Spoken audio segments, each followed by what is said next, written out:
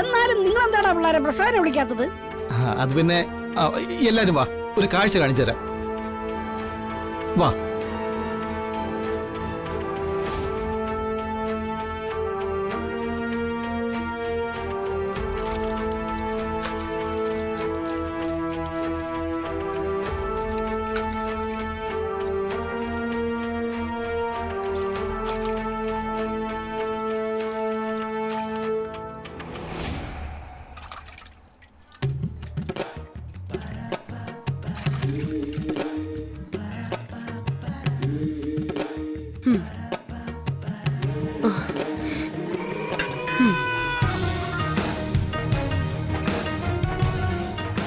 ഇതെന്താ എല്ലാരും കൂടി ഒന്ന് ഇടിച്ചു തിങ്ങി നിൽക്കുന്നേ?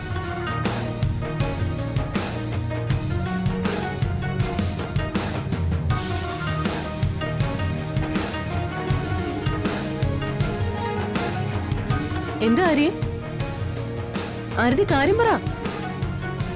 ഏട്ടത്തി എന്താ പതിവില്ലാത്ത എന്തൊരു മുഖം കഴികളൊക്കെ?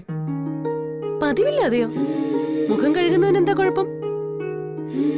എന്തോ കുഴപ്പമുണ്ടായിട്ടാണല്ലോ ഈ മുഖം കഴുകല്, അല്ലേ വലിയേട്ടാ? എന്താണ് എല്ലാത്തിനോട് ഒരുമിച്ച് ഉച്ചക്കർ കളയുക?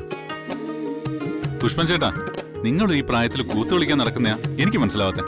യവന്മാർ രണ്ടും കൂടി എന്തോ കാഴ്ച കാണിച്ചു തരാന്ന് പറഞ്ഞു വിളിച്ചപ്പോ ഞാൻ വന്നേ ഉള്ളൂ. എന്ത് കാഴ്ചയാണ് ഇവിടെ ഉള്ളത്? തേങ്ങ പൊതിച്ചാണോ? അങ്ങനെയൊക്കെ ചോദിച്ചാ ഏട്ടൻ അറിയാത്തതുപോലെ. കാര്യമൊക്കെ ശരി, നിങ്ങൾ കല്യാണം കഴിച്ചവരാ. എന്നാലും ചില കാര്യങ്ങളില് ഇത്തിരി പ്രൈവസി ഒക്കെ ആവാന്നാ എന്റെ ഒരു അഭിപ്രായം. എന്തൊക്കെയാടാ ഈ പറയുന്നേ? ഞാനും അഞ്ജലി കൂടി ഈ തേങ്ങ പൊതിച്ച് അടക്കിയതാണോ വലിയ പ്രൈവസി ആവശ്യമുള്ള കാര്യം? ഏട്ടൻ അങ്ങനെ തടിയൂരണ്ടെന്ന് നോക്കണ്ട. ഇത്രയും റൊമാൻസ് ഉള്ളിലുണ്ടായിരുന്നു ഇപ്പോഴല്ലേ മനസ്സിലായത്. മുരളി, നീ എന്റെ കയ്യിൽ നിന്ന് വാങ്ങിക്കുവേ. കാര്യം എന്താണെന്ന് വെച്ചാൽ തെളിച്ചു പറയടാ, ചുമ്മാ അടുത്ത് നാവിട്ടലിക്കാതെ. ഇപ്പൊ കുറ്റം മുഴുവൻ എനിക്കായോ? അങ്ങോട്ട് പറഞ്ഞു കൊടുക്കരി, നമ്മൾ കണ്ട കാര്യം എന്താണെന്ന്. ഞാൻ പറയും. സത്യം പറയാൻ ആരെയും പേടിക്കണ്ടെന്ന് വലിയേട്ടൻ തന്നെയല്ലേ പറയാറ്. ഞാൻ മുമ്പേ വന്ന് നോക്കിയപ്പോ ഉണ്ടല്ലോ, ഈ ഏട്ടൻ ഏട്ടത്തിയെ ഉമ്മ വെക്കുമായിരുന്നു.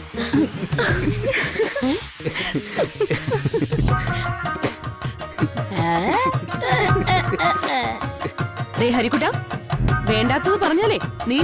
ഞാൻ പറയില്ലായിരുന്നു. വലിയേട്ടൻ വെല്ലുവിളിച്ചോണ്ടല്ലേ ഞാൻ പറഞ്ഞത്. വെറുതെ ഓരോന്ന് പറയല്ലേ. അഞ്ജലിയുടെ കണ്ണി കരട് പോയി. അപ്പൊ ഞാൻ ഊതി കളഞ്ഞതായിരിക്കും നിങ്ങൾ കണ്ടത്. ഫ്രഷേ ഇതുവരെ ആരും പറയാത്ത കാരണം.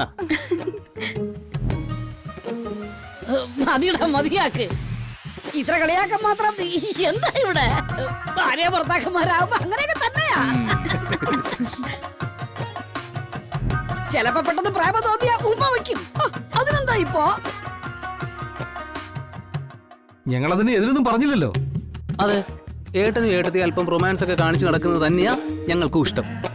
പക്ഷെ എപ്പോഴും വേണോ അത്?